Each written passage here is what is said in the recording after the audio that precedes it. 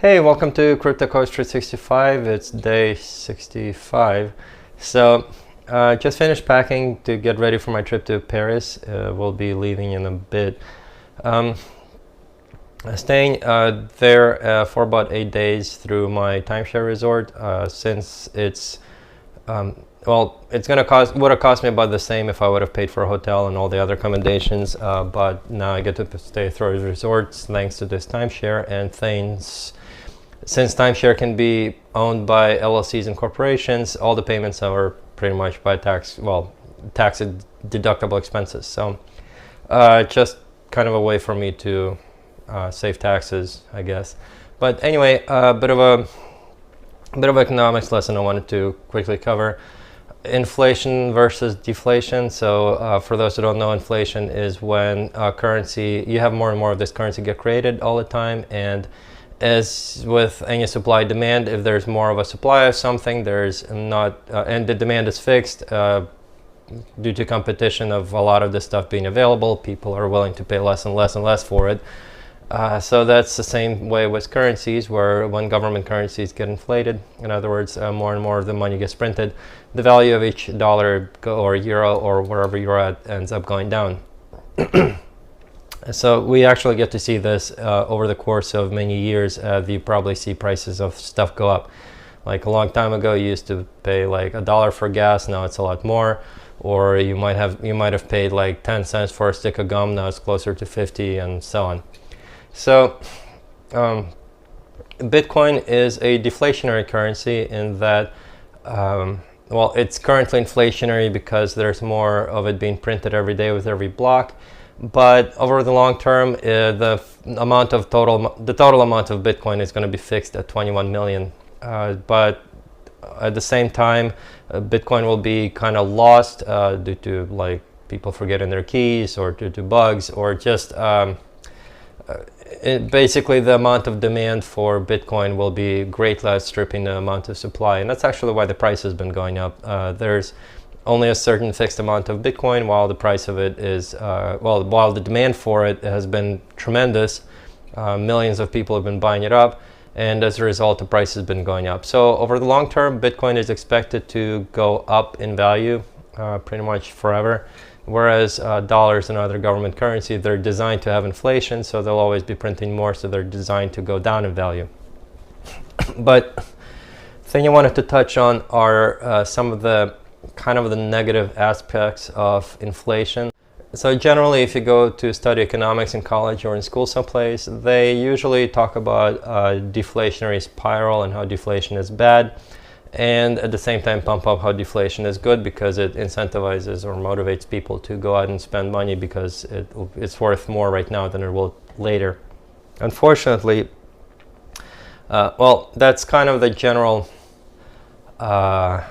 you could say policy, by which I mean that's the way governments have been running. And unfortunately, that's actually been kind of devised in a backwards manner, where first we came up with inflation, and then we came up with a way to kind of explain it away. And unfortunately, the reason for inflation and the reason the governments love inflation is because they can borrow money and then keep borrowing. We have run deficits, as you know, every country does.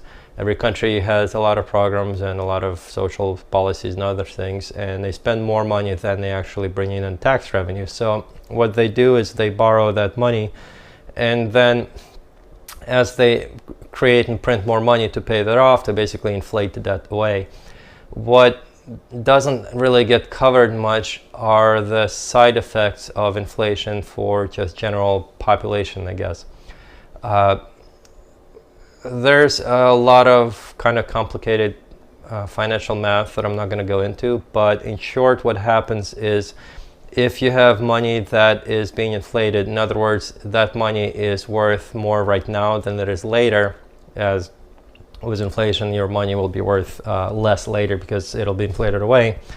It actually makes it cheaper to borrow money than it is to save. And if you think about it, if you have two options right now where you can buy something with a credit card or even buy a mortgage house, for example, You get that money right now, you get the item right now, and over time, as you pay this down, like right now, your payment on a house might be $700 or $800 or $1,000, let's say $1,000, which is feels like a kind of considerable amount. 30 years down the road, assuming inflation holds, that $1,000 will feel as if you're paying $400 right now. So it's kind of cheaper to borrow because over the long term, the paying back that debt becomes less and less of an issue. On the other hand, saving money is almost useless right now, because if you put into a really nice savings account at a bank, it'll give you maybe 1% if you're lucky. Whereas inflation is 3%, so you're actually going to be losing about 2% in your money. So there's like complete disincentive for saving any kind of money. So as a result, even though this isn't really touched in any economic schools or really kind of talked about, and it's a topic kind of avoided, over the long term, what inflation has kind of proven by just self-evidence, I guess, is that inflation is a massive incentive to borrow, which is obvious if you look at government borrowing, but it's also an incentive for borrowing for private people. And it is a huge disincentive against saving. So as a result, we have people who have almost no savings whatsoever. Like if you were to ask around who has about 3 months worth of emergency savings in their account, you'll find that pretty much nobody does. And almost nobody invests for retirement as well. So you end up with situations where we have now, where about 3/4 of Americans at least have less than about $50,000 in their retirement accounts. So basically they can't retire by the time they hit 65. So as a result, what happens is these people end up not saving, they end up borrowing a lot.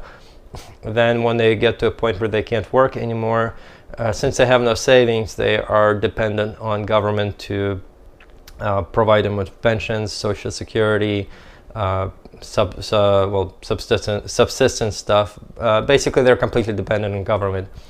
And government at the same time doesn't bring in enough in revenues, so it is forced to borrow more money in order to support these people. And in that way, unfortunately, inflation has created over long term kind of a self-feeding loop where people are disincentivized from saving and are basically led to borrow more and more, which leads to them being more dependent on government, and then government ends up having to borrow more and more in order to support those people. So unfortunately, it's not a very sustainable cycle, because when you're borrowing, eventually people are just you're gonna run out of other people's money to borrow. Or worst case scenario, even if people will still keep allowing you to borrow, the only way you'll be able to pay it back is to print more money, and eventually the printing of money will catch up to the interest rates that they want. Because people who lend you money, they want something back in return. And if you're just going to cut the value of your money by half, they're going to want that half plus more money. So anyway, Bitcoin does solve that problem with deflation, in that it's quite a good, even just a good training tool or teaching tool to teach even young kids that saving is good, because you put a little bit of it aside in Bitcoin, you end up with a lot more money in the end, because Bitcoin grows in value.